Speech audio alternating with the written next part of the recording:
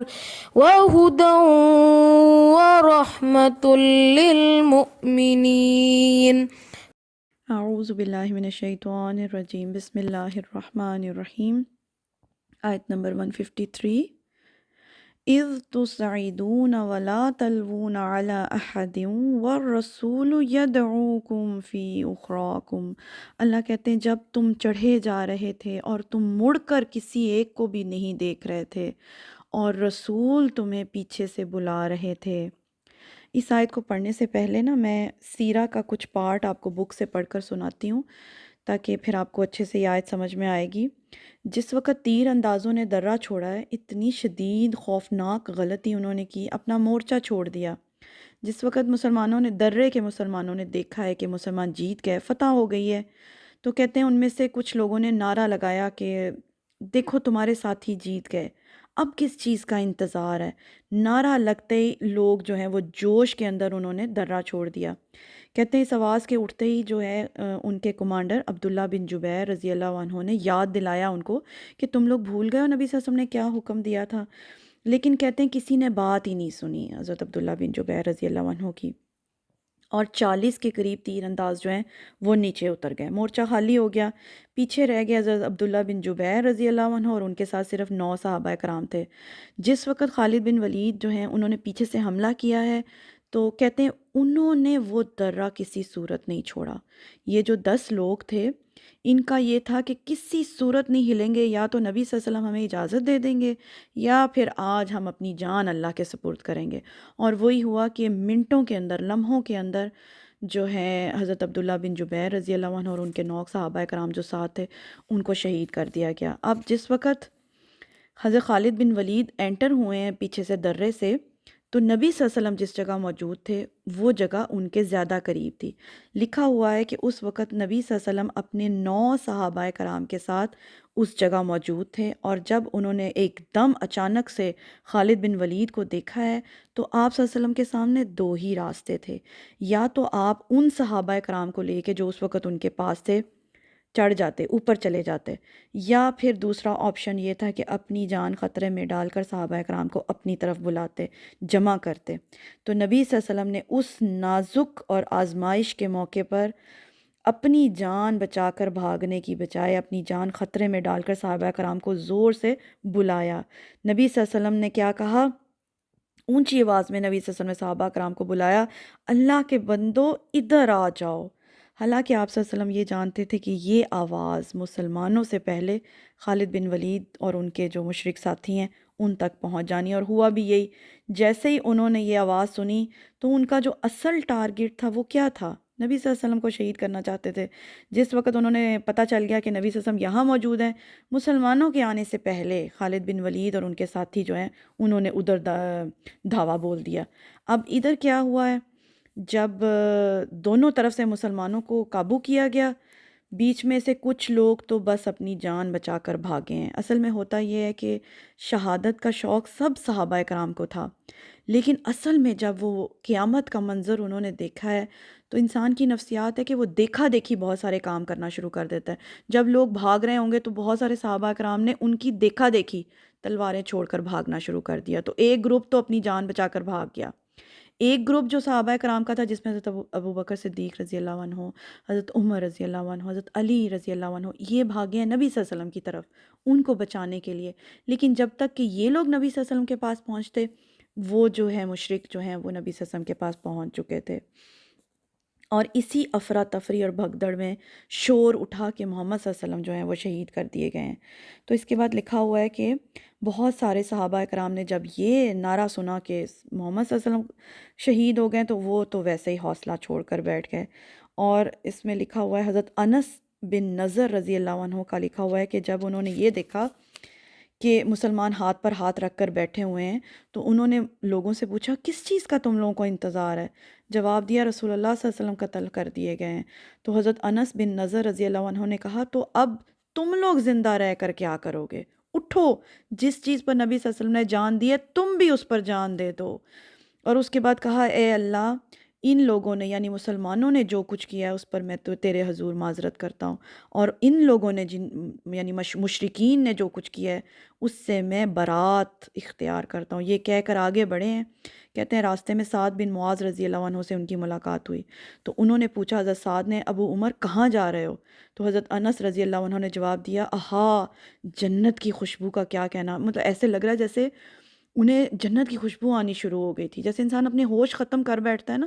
کہتے ہیں انہوں نے کہا، اے سعد میں احد کے پیچھے سے جنت کی خوشبو محسوس کر رہا ہوں، اور اس کے بعد آگے بڑھے ہیں اور مشرکین سے لڑتے ہوئے شہید ہو گئے۔ کہتے ہیں جب جنگ ختم ہوئی ہے کوئی انہیں پہچان نہیں پا رہا تھا، صرف ان کی بہن نے ان کے انگلیوں کے پوروں سے ان کو پہچانا۔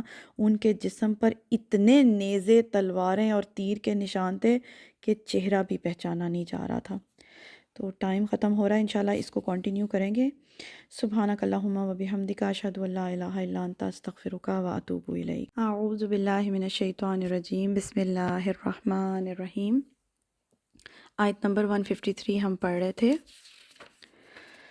کچھ تھوڑا سا آئیڈیا ہمیں ہو گیا ہوگا کہ جس وقت احد میں مشرکین نے پیچھے سے حملہ کیا تو مسلمانوں میں ایسی بھگدڑ، ایسی افراتفری پڑی کہ کچھ تو مدینہ کی طرف بھاگ گئے، کچھ پہاڑوں پر چڑھنے لگے صحابہ کرام، اور نبی صلی اللہ علیہ وسلم ان کو بلا رہے ہیں اونچی اونچی آواز میں کہ اے اللہ کے بندو ادھر آ جاؤ، میری طرف آ جاؤ۔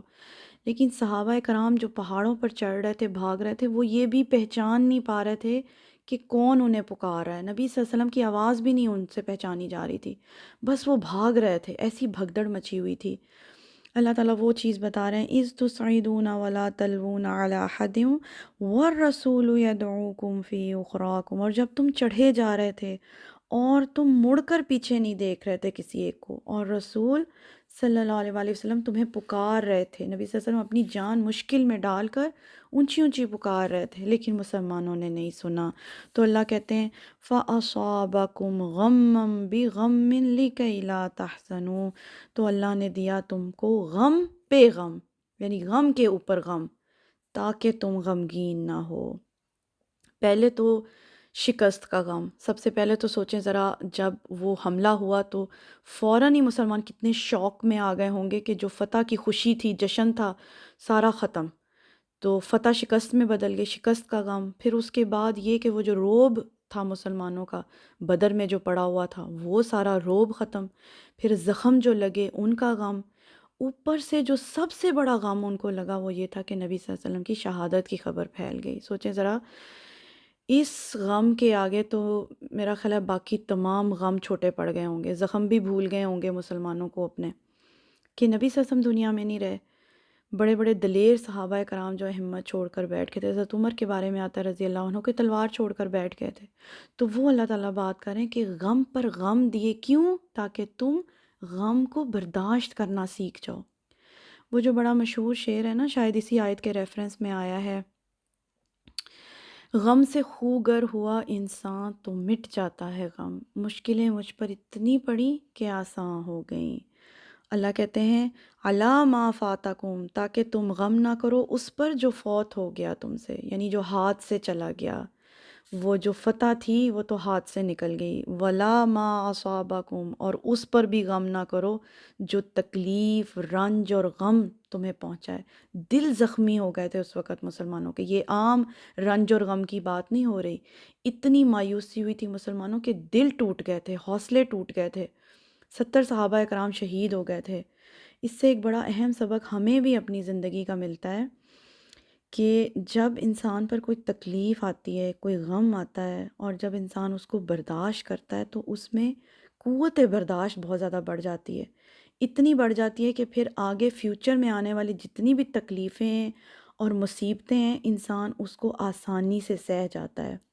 ہمیشہ سب سے زیادہ تکلیف پہلی چوٹ پر انسان کو لگتی ہے، جب پہلی چوٹ لگتی ہے بہت تکلیف ہوتی ہے، مگر جب انسان اس پر برداشت کرنا سیکھ جاتا ہے پھر آگے آنے والے جو بڑے بڑے غم بھی ہیں نا وہ بھی انسان کو چھوٹے لگنے لگتے ہیں۔ یہ وہ بات کی جا رہی ہے۔ تو اللہ کہتے ہیں غم پر غم دیا تاکہ تم اس کو برداشت کرنا سیکھ جاؤ۔ واللہ خبیر بما تعملون، اور اللہ باخبر ہے اس سے جو تم عمل کر رہے ہو۔ یعنی اس وقت جو صحابہ کرام کی فیلنگز تھیں، جو وہ سوچ رہے تھے، جو کچھ بھی وہ عمل کر رہے تھے، اللہ کہتے ہیں اس سے اللہ بہت اچھے طریقے کے ساتھ باخبر ہے۔ یعنی جب وہ لوگ میدان میں پہنچے تھے، مختلف طرح کے صحابہ کرام ہوں گے، مختلف طرح کی ان کی سوچیں ہوں گی۔ کچھ تو صحابہ کرام اس غلط فہمی میں ہوں گے کہ جو شخص نبی صلی اللہ علیہ وسلم کے ساتھ ہے اس کو تو ہر حال میں فتح ہوگی، کچھ تو یہ سوچ رہے ہوں گے نا، یہ بھی غلط فہمی ایک تو دور ہوئی۔ دوسری کچھ لوگ اس وہم میں ہوں گے کہ جی جو پیغمبر کے ساتھ آتے ہیں ان کی تو چھوٹی چھوٹی غلطیاں بھی معاف ہو جاتی ہیں، کچھ اس وہم میں ہوں گے۔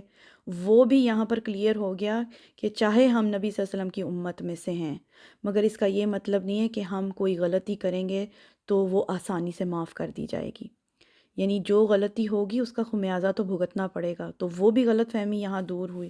پھر کچھ ایسے صحابہ کرام بھی ہوں گے بیچ میں جو یہ سمجھ رہے ہوں گے کہ ہماری تو پلاننگ 100% صحیح ہے، یعنی ہماری تو تدبیر اتنی زبردست، حکمت اتنی زبردست، تو ہم نے تو 100% ہی جیتنا ہے۔ تو ان کو بھی اس سے سبق ملا کہ صرف تدبیر ہی کافی نہیں ہوا کرتی، اصل چیز تقدیر ہے۔